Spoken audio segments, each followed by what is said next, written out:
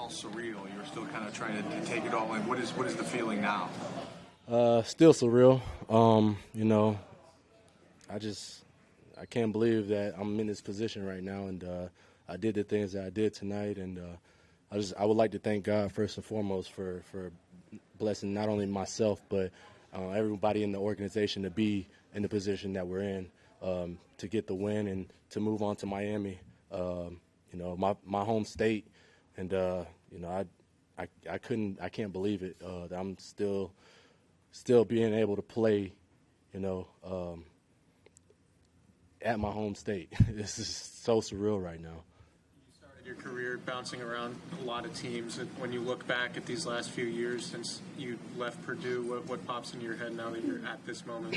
You know, I did have a lot of doubters and naysayers, and you know, now I get to actually tell them, hey, look where I'm at now. You know, I never gave up on my dream. I never gave up on the opportunities when it presented itself, and you know, I always worked hard, no matter what.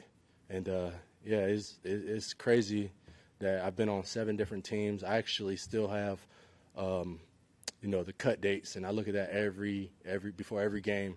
I look at the cut dates when I got cut. You know, like I said, been on 7 different teams, and the journey has been crazy. You know, not everybody can deal with that type of stress and pain and agony that I went through. But like I said, I kept the faith in not only myself, but whoever gave me the opportunity, and this organization has done a great job with that.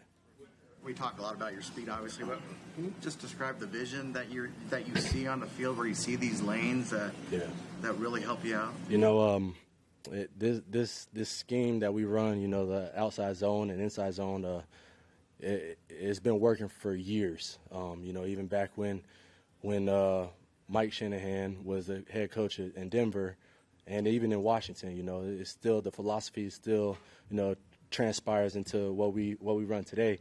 And you have to have vision in order to read the holes and read the gaps, and I worked on it. You know, coming in, I didn't really run the offense like that.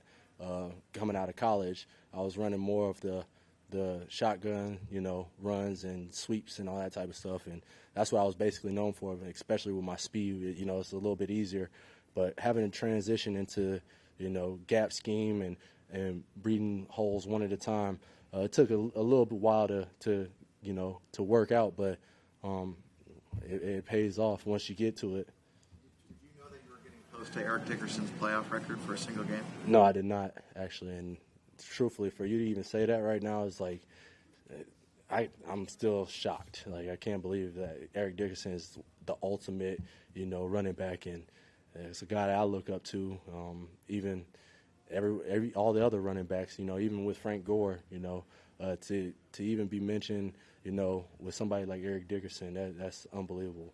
You went up to review stats at any point? Did you have any idea how many yards you had? Did you ever look up and say, wow? I looked up here and there, but it was one of those things where, you know, my main focus was to finish the game and help my teammates out as best as I can, you know, especially in that 3-minute situation. I missed a bad read on one of the plays, and I know I'm gonna have to look at that tomorrow and, you know, correct it. But yeah, it's one of those things where I don't know. I just got to work on it. When Tevin Coleman was being carted off the field, you stopped by the cart and, you know, had an exchange. What did you say to him, and what did he say back? What I said to him was, you know, we're brothers, and, you know, I'm going to have your back no matter what. We all going to have your back, you know, especially in the running back room, because, like I said, we're brothers. You know, it goes way more than what people see. It's not, okay, him versus me versus Matt versus Jeff. You know, we're all together. We're all in this together, and that's what I wanted to let him know. Hey, look, I got your back. IGYB. That's our motto in the room. And yeah, he looked at me and said, "I know you do." And then they took him off, and you know, like I said, when I scored that following play, I threw up the 2-6 for him, because I wanted him to know that, hey, I told you I got your back no matter what, and I know he has my back and all that. With 3 teams, in the preseason, you never got discouraged to the point saying, I can't make it? or just kept coming back? I was a little discouraged 2015 at the end of that year.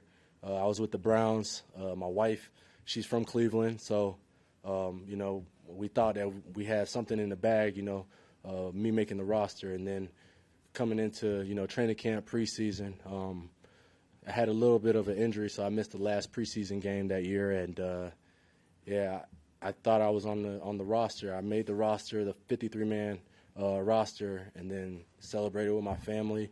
And then the next day, I got cut. And so having me, go through that, it just made me, stronger. I got immune to, being cut. And I just wanted, I wanted to show the world what I can do. And, honestly, it was just one of those things where I really had a talk with my wife, and I was just saying, what do you think should happen, after that cut? And she basically said, hey, if you love your job, if you love this sport, you would do anything for it. And if you love what you do, you would do anything for it. And that was my philosophy from here on out. When Kyle and John came in 2016, they held over a lot of guys, but they were highly drafted guys. Do you remember the first conversation you had with Kyle and or John when they came in here, and what led to you sticking around? Yeah, they basically told me that, hey, look, we're, you know how it goes. Just everybody's gonna clean house, have their own guys come in and stuff like that. And they talked to me and they basically said, hey, look, we believe in you. We're gonna give you an opportunity, but it's up to you how you want to spend that opportunity. And I took that to heart, because like I said, I was already on 6 different teams, and it was one of those things where I was just like, hey, look. If they believe in me like they say they do, and I know they're a man of their word, and all I gotta do is just show up and show out, and that's what I was able to do. And here I am today on this podium, just won the NFC Championship, and I did what I did out there.